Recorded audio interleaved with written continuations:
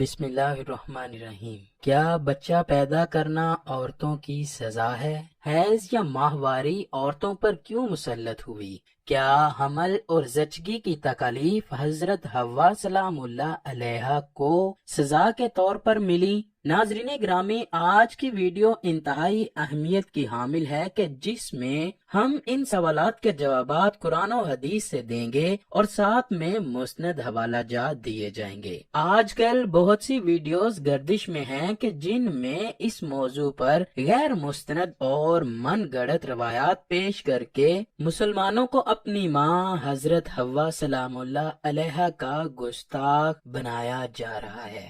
دوستو، ویڈیو پر کی گئی تحقیق اس بات کا مطالبہ کرتی ہے کہ اسے پورا ضرور دیکھا جائے۔ سب سے پہلے تو اس بارے میں اپنے خیالات کو درست فرما لیں کہ حضرت آدم علیہ السلام حضرت حوا کی وجہ سے جنت سے نہیں نکالے گئے، کیونکہ یہ سب من گڑت روایات ہیں کہ حضرت حوا نے حضرت آدم کو ممنوعہ درخت سے کھانے کے لیے مجبور کیا۔ اس بارے میں اللہ پاک فرماتا ہے، پھر شیطان نے آدم کی طرف وسوسہ کیا اور کہا، اے آدم، کیا میں تمہیں دائمی زندگی والا درخت اور ایسی بادشاہت نہ بتاؤں جس پر کبھی زوال نہ آئے؟ تو آدم و حوا دونوں نے اس درخت سے کھا لیا، سو ان کے سامنے ان کی سترگاہیں کھل گئیں اور وہ دونوں جنت کے پتوں سے اپنا جسم چھپانے لگے۔ نہ صرف اس آیت میں بلکہ قرآن کی بہت سی آیات سے یہ ثابت ہے کہ شیطان نے حضرت آدم کو وسوسے میں ڈالا، نہ کہ حضرت حوا نے۔ اس لیے یہاں یہ سب قیاس آرائیاں دم توڑ جاتی ہیں کہ حضرت حوا نے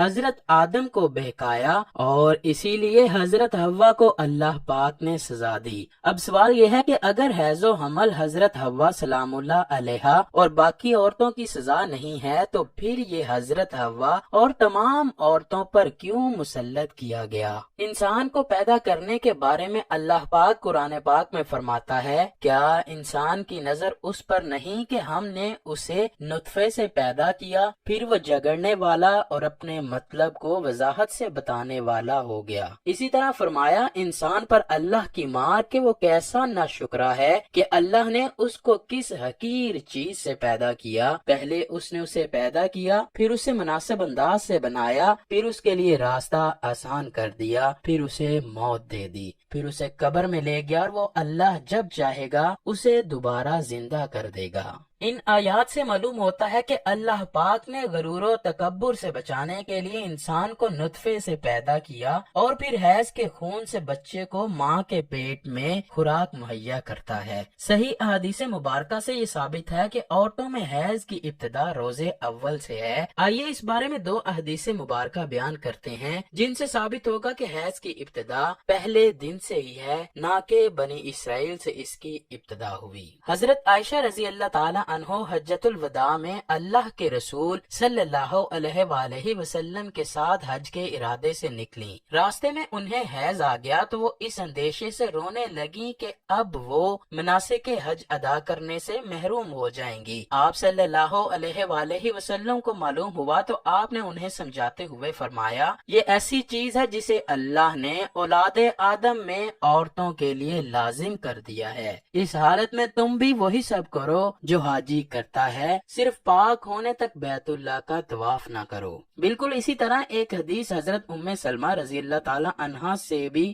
مروی ہے۔ حضرت ام سلمہ رضی اللہ تعالی عنہا بیان کرتی ہیں کہ ایک موقع پر میں رسول اللہ صلی اللہ علیہ وآلہ وسلم کے پاس تھی کہ مجھے حیض آنے لگا۔ میں وہاں سے اٹھ گئی۔ آپ صلی اللہ علیہ وآلہ وسلم نے دریافت کیا تو میں نے بتایا کہ مجھے حیض آنے لگا ہے۔ آپ صلی اللہ علیہ وآلہ وسلم نے فرمایا، یہ ایسی چیز ہے جسے اللہ تعالیٰ نے آدم کی بیٹیوں پر لازم کر دیا ہے۔ حیض دراصل ایک طبیعتی مظہر ہے جس سے ہر ماں عورت بلوغت سے سنیاس تک دوچار ہوتی ہے اور اس کو صحت کی علامت سمجھا جاتا ہے۔ اسی حیض کے خون سے ہی بچے کی پرورش کی جاتی ہے۔ یہ اللہ پاک کا نظام ہے۔ غیر حاملہ عورت کو اگر حیض نہ آئے تو اس کو بیماری کی علامت سمجھا جاتا ہے۔ یہ عورت کے لیے کوئی سزا نہیں اور نہ ہی یہ بات کسی روایت سے ثابت ہے کہ حیض عورت کی سزا ہے، بلکہ یہ ایک ذمہ داری ہے جو اللہ پاک نے انسانیت کی تخلیق کے لیے عورتوں پر ڈالی ہے۔ اسی لیے جو عورتیں اس ذمہ داری کو بخوبی نبھاتی ہیں وہ اجر و ثواب کی مستحق ہیں۔ جیسا کہ حضرت عائشہ رضی اللہ تعالی عنہا نے ایک دفعہ حضور پاک صلی اللہ علیہ وآلہ وسلم سے سوال کیا کہ اے اللہ کے نبی، مجھے تو لگتا ہے کہ عورتیں پیدا ہی مصیبت جھیلنے کے لیے ہوئی ہیں۔ حضرت عائشہ کا اشارہ حیض اور حمل کی تکالیف کی طرف تھا۔ حضور پاک صلی اللہ علیہ وآلہ وسلم مسکرائے اور فرمایا، نہیں، بلکہ یہ ایسی چیز ہے کہ جس کے ذریعے سے بنی آدم کی عورتیں آزمائی گئیں۔ اس حدیث کی تشریح میں علامہ ابن حجر اسقلانی رحمت اللہ علیہ فتح الباری میں لکھتے ہیں کہ عورتوں کی تخلیق ہی اللہ پاک نے ایسے کی کہ انہیں حیض آئے، ان پر پہلے دن سے ہی لازم قرار دیا گیا ہے۔ جو عورت اس پر صبر کرے گی تو وہ اجر کی مستحق ہوگی، اور جو اس کو مصیبت اور برائی سمجھے گی تو وہ اللہ کی تخلیق میں عیب نکالنے جیسے گناہ کی مرتکب ہوگی۔ ناظرین گرامی، حیض و نفاس عورتوں کے لیے آزمائش، جبکہ حمل اور بچے کی پیدائش عورتوں کے لیے اللہ پاک کی خاص نعمت ہے۔ علامہ ابن حجر اسقلانی فتح الباری میں لکھتے ہیں کہ حیض کی آزمائش تب شروع ہوئی جب اللہ پاک نے حضرت حوا سلام اللہ علیہا کو زمین پر اتارا۔ جنت میں حیض و نفاس سے پاک رہیں، کیونکہ وہاں اللہ پاک کو یہ مقصود نہ تھا کہ حضرت حوا اور حضرت آدم کی اولاد ہو۔ اللہ پاک چاہتا تو حضرت حوا کو بنا حمل کے بھی اولاد عطا کر سکتا تھا، لیکن پھر عورت کا مقام کیسے پیدا ہوتا، پھر ماں کے قدموں تلے جنت کیسے آتی؟